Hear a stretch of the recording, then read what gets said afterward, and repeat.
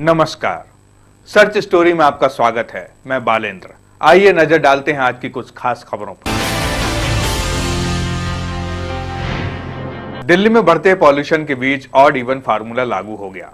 गुरुवार को सीएम अरविंद केजरीवाल ने ऐलान किया कि ये 1 से 15 के बीच आजमाया जाएगा। उन्होंने कहा, दिल्ली आने वाली सारी गाड़ियों पर यह फार्मूला लागू होगा।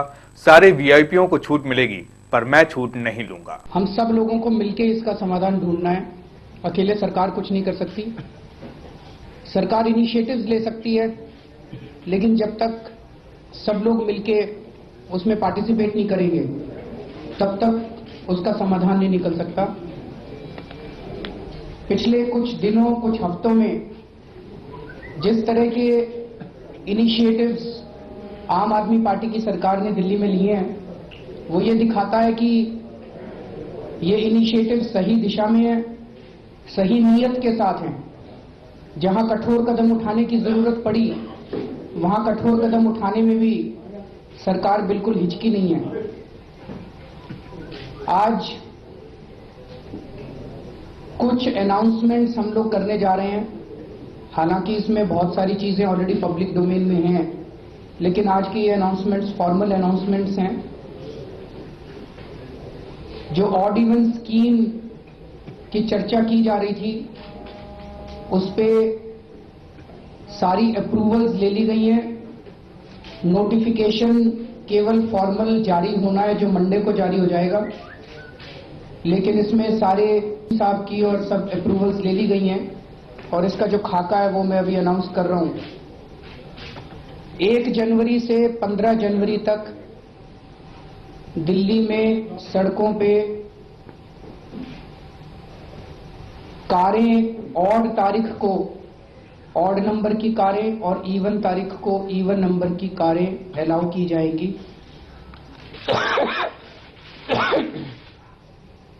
खांसी की बड़ी तेजी से फोटो लेते हो।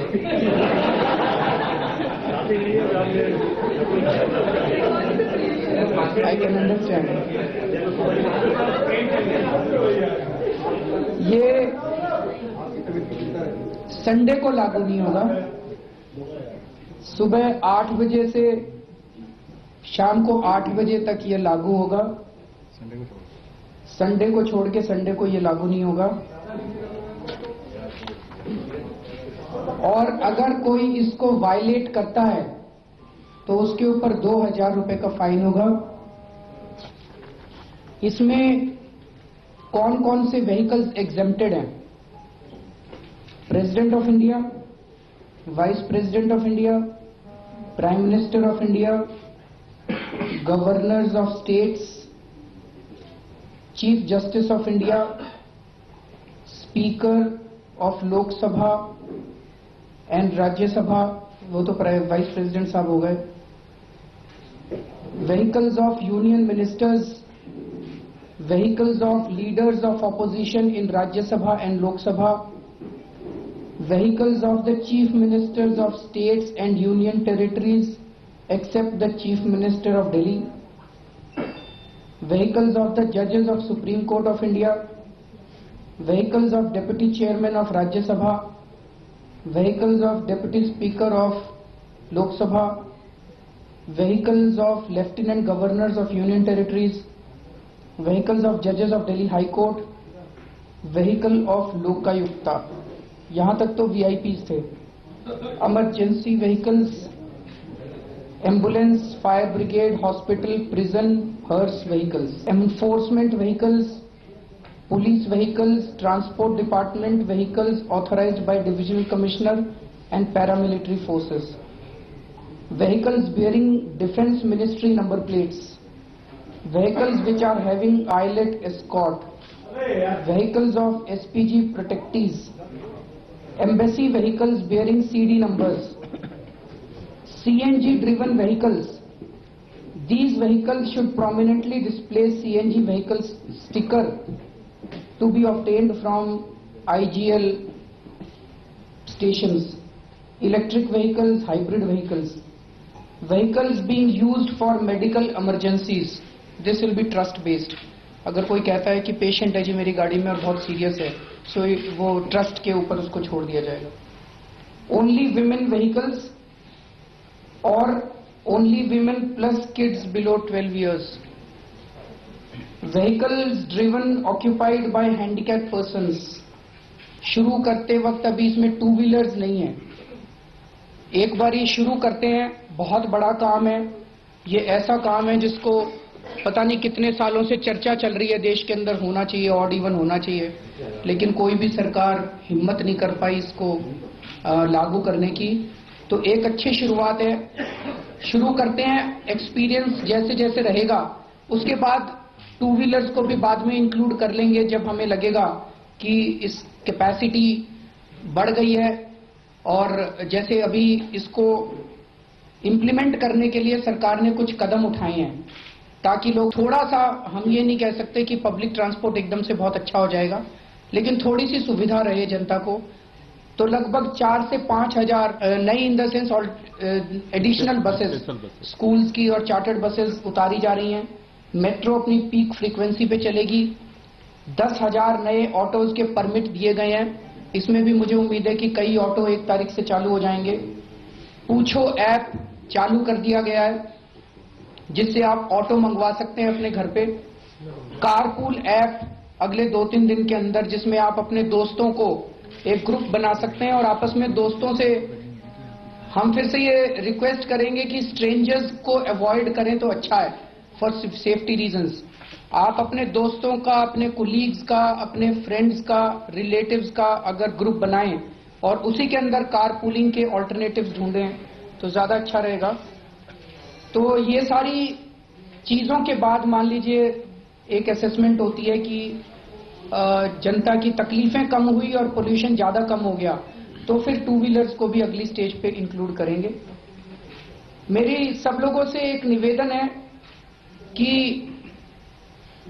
कार जो लोग छोड़ेंगे, जैसे ऑड नंबर कार है, इवन नंबर वाले दिन आपको तकलीफ होगी, ये हम सहमत हैं, इस बात से आपको तकलीफ होगी। ये तकलीफ हमारे लिए ही है, आपस में हम सब लोगों के लिए तकलीफ उठा रहे हैं। इसमें सरकार को कुछ भी नहीं मिलने वाला। हम सब लोगों को अच्छी हवा मिल सके, अच्छा पर्यावरण मिल सके, तो इसमें सबको पार्टिसिपेट सब लोग करें, मेरी ऐसी सब लोगों से अपील है। लेकिन सब अपनी कार छोड़ के पब्लिक ट्रांसपोर्ट की तरफ भागेंगे तो मैं समझता हूं पब्लिक ट्रांसपोर्ट भी उतना लोड ले पाएगा, अभी ऐसा मैं नहीं समझता। इसलिए मेरी रिक्वेस्ट है, जो प्रैक्टिकल सोल्यूशन है वो कारपूलिंग है।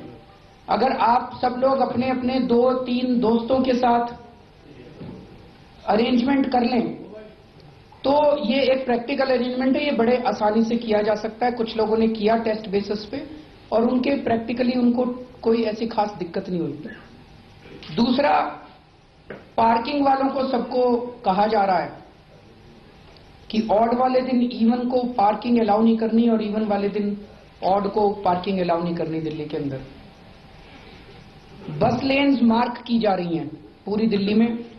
हालांकि 1200 किलोमीटर की सड़कें हैं, 400 किलोमीटर पे किया है, 100 फुट से बड़ी, ये भी 100 फुटा से बड़ी जितनी सड़कें हैं उस पे अभी किया है। एकदम से सारा करना पॉसिबल नहीं था, लेकिन ये भी एक एक्सपेरिमेंट है।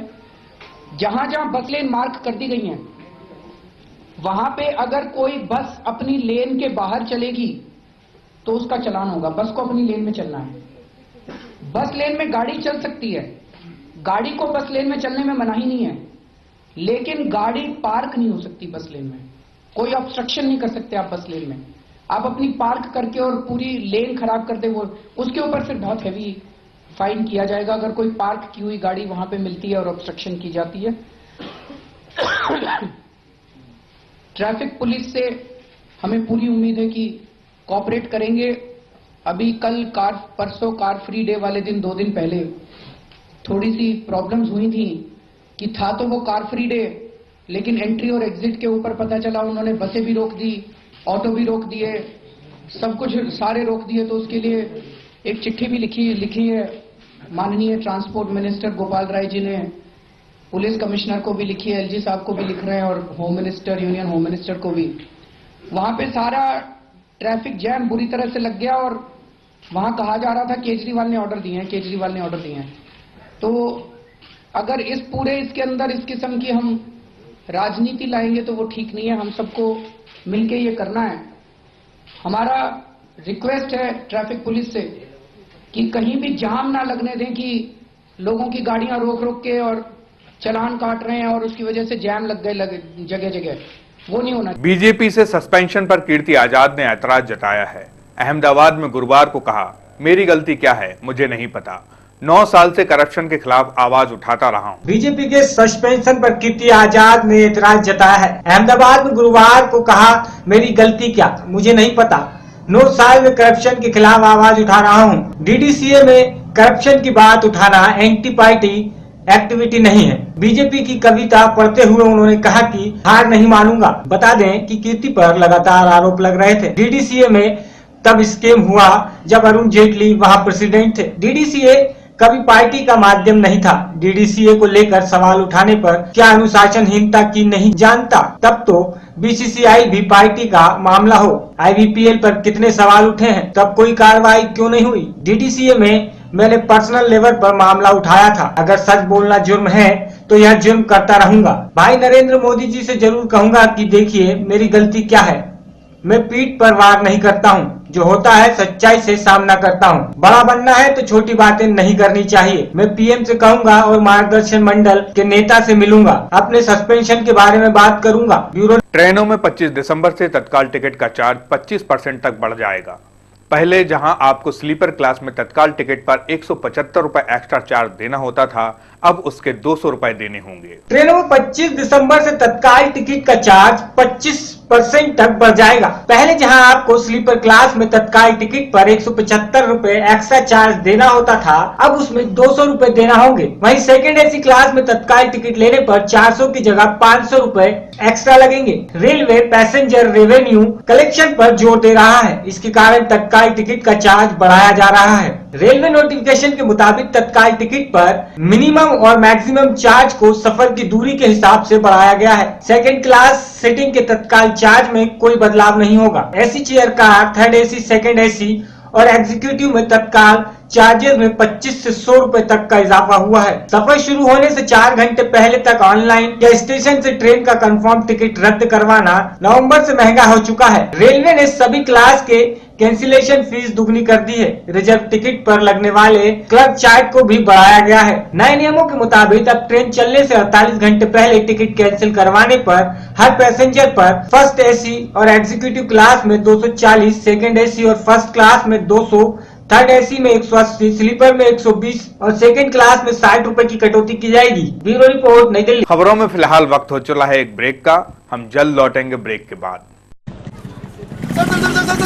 Sir hello sir, hello ma'am. देखिए भाई साहब, हमारे पास टाइम नहीं है। हाँ सर, वो तो हमें पता है कि आपके पास ज्यादा टाइम नहीं है। इनफैक्ट मैडम के पास भी टाइम नहीं है। Madam, how about gifting a head to sir, and sir you can give one sir to madam too. ये देखिए, ये मार्केट में नया है, माचो कूल डूड का सर। मैम ये देखिए, डांसिंग डीवा हेड, इसमें 3 हेयर स्टाइल भी मिल जाएंगे। और ये गंजे वाले पे 50% ऑफ। इसमें आइंस्टाइन वाला दिमाग है। और यहाँ का special offer, buy 1 get 1 free. लेकिन आप ये सर क्यों बेच रहे हो? आपका रहेगा नहीं तो दूसरा काम में आएगा ना। अरे सर नहीं सर, रुकिए सर। अरे क्या कर रहे हैं, आपका हेयर स्टाइल खराब हो जाएगा। मैडम को पसीने आ रहे हैं सर, क्या कर रहे हैं आप? रुकिए रुकिए रुकिए तो सर। अगर आपका भी कोई दोस्त हेलमेट नहीं पहनता तो उनको भी एक नया सर गिफ्ट कीजिए ना। केंद्र में मोदी सरकार बनने पर मोदी सरकार की तरफ से सबसे पहले देश को साफ सुथरा रखने के लिए जोर शोरों से एक स्वच्छ भारत अभियान चलाया गया था, जो आज खस्ता हाल है। जिला गुरदासपुर के साथ पड़ते शहर दीनानगर के हर मोहल्ले और हर शहर की गली के बाहर लगते रहते हैं कूड़े के ढेर। केंद्र की मोदी सरकार बनने पर मोदी सरकार की तरफ से सबसे पहले देश को साफ सुथरा रखने के लिए जोर शोर से एक भारत अभियान चलाया गया, जिसके चलते पूरे देश में आम आदमी और लीडरों की तरफ से पूरे मेहनत लगन से साफ सफाई अभियान चलाया गया था। और हर रोज न्यूज़पेपरों और न्यूज चैनलों पर इन नेताओं की बड़ी बड़ी फोटो सफाई करते दिखाई जाती थी। पर यह अभियान कुछ ही दिनों तक चला, फिर इस अभियान की हवा निकल गई। देखा जाए तो अभियान लीडरों के लिए न सिर्फ पेपर और न्यूज चैनल पर फोटो खिंचवाने तक ही सीमित रह गया। यह बात गलत नहीं है, क्योंकि यह सब शहर दीनानगर की गलियों तथा मोहल्लों में देखने को मिल जाएगा। यहाँ जगह जगह पर गंदगी के ढेर लगे हुए हैं, चाहे मोहल्ला हो, सड़क हो या फिर स्कूल के पास, यहाँ देखने को मिलेंगे कचरों के ढेर। अब देखने वाली बात यह है कि शहर दीनानगर में नगर निगम की तरफ से डंपर तो लगाए गए हैं, पर वो भी कूड़ों से भरे पड़े हैं। इस तरह लगता है कि कई महीनों से यहाँ डंपर खाली नहीं किए गए हैं। लोगों का कहना है कि हमारी दुकानों के पास कूड़े के ढेर लगे हैं, इस कारण ग्राहक दुकानों पर नहीं आते, जिसके कारण हमें मुश्किलों का सामना करना पड़ता है। कई बार प्रशासन को भी बताया, पर उनकी तरफ से भी कोई ध्यान नहीं दिया जाता। लगा कूड़े का ढेर लगा जे जेड़ा महीना नहीं चुकाउंदा। प्रशासन ਨੂੰ कई बार कहा है जी भी इत्थे कूड़ा चुको, ट्राली बारों बार चल जाती है, अद्दर नहीं आती। स्कूल के बच्चों को परेशानी होती है, आने जाने वाले परेशानी होती है, सानू परेशानी होती है। बहुत ज्यादा मच्छर फैले दा इत्थे, काफी गंदगी इत्थे, ना कोई चुकता ना कोई ध्यान दिंदा जी। ਅਸੀਂ ਚਾਹੁੰਦੇ ਵੀ ਇੱਥੋਂ ਵੱਧ ਤੋਂ ਵੱਧ ਜਾ ਕੇ ਧਿਆਨ ਦਿੱਤਾ ਜਾਏ। ਸੜਕ ਦੇ ਵਿੱਚ ਢੇਰ ਲੱਗਾ ਜੀ, ਡਰਮ ਓਵਰਲੋਡ ਹੋ ਗਿਆ ਜੀ। ਕਿੰਨੇ ਦਿਨਾਂ ਤੋਂ ਪਿਆ ਦਾ? ਮਹੀਨਾ ਪਿਆ ਰਹਿੰਦਾ ਜੀ, ਨਾ ਕੋਈ ਚੁੱਕਣ ਆਉਂਦਾ ਨਾ ਕੁਛ, ਟਰਾਲੀ ਬਾਹਰੋਂ ਬਾਹਰ ਚਲੇ ਜਾਂਦੀ ਹੈ ਜੀ।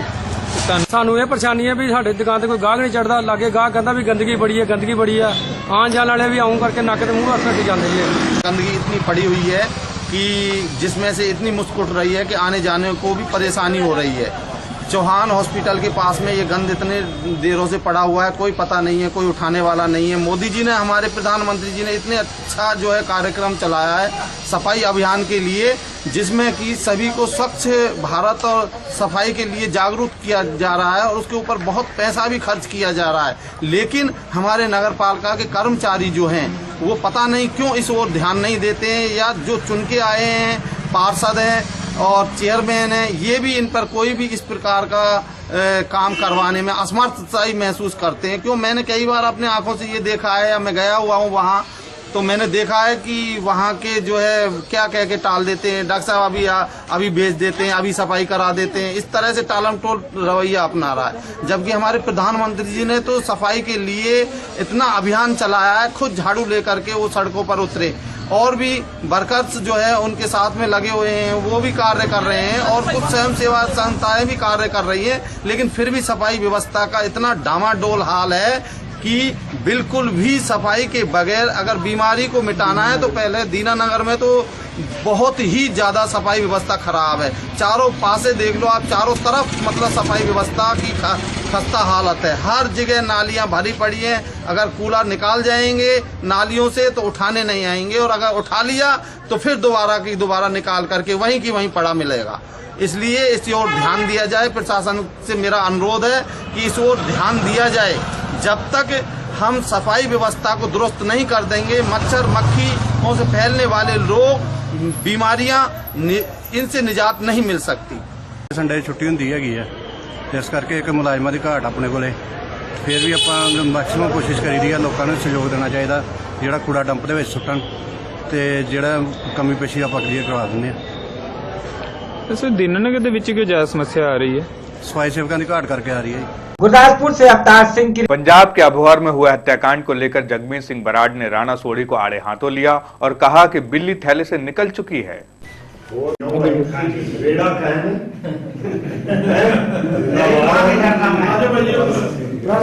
देखो, राणा सोढ़ी जी पार्टी के MLA ने, मैनू उन्हां दा एहतराम है, पर उन्हां दा जिहड़ा बयान हैगा है वो बड़ा, मैं समझदा है कि एक ऐसा बयान है जिहदे नाल सारे कांग्रेस के वर्कर दे विच बहुत वड्डी सट लगी उन्हां दे हिरदे नूं कि जिवें थैले चों बिल्ली बाहर आ जाती है। जिस प्रकार उन्हां ने बयान दिता है वो शरेआम कल्प्रिट्स नूं सपोर्ट करन वाला है, जिहड़े एंटी दलित और गरीबां दे विरोधी लोग है उन्हां दी मदद करन वाला है, पैसे वालियां दी मदद करन वाला है। तो लोग किसी भुलेखे च नहीं, लोकां नूं जानकारी है। अज हिंदुस्तान टाइम्स दे विच बेशक वो आप पार्टी के मैंबर है हिम्मत सिंह शेरगिल, उन्होंने एक बड़ा डिटेल्ड बयान दिता है कि कदों शराब का लाभ, ठेकेदारियां और कई सिस्टम दे विच अकाली दल ते कांग्रेस के कारकुन इकट्ठे है। तो इस करके ये कालियां भेडां जिहड़ियां हैगियां अगर रल मिल के ही सुखबीर सिंह बादल ना उन्होंने राजनीति करनी है तो पार्टी का नुकसान होता है। खबरों में फिलहाल इतना ही, मुझे दीजिए इजाजत, नमस्कार।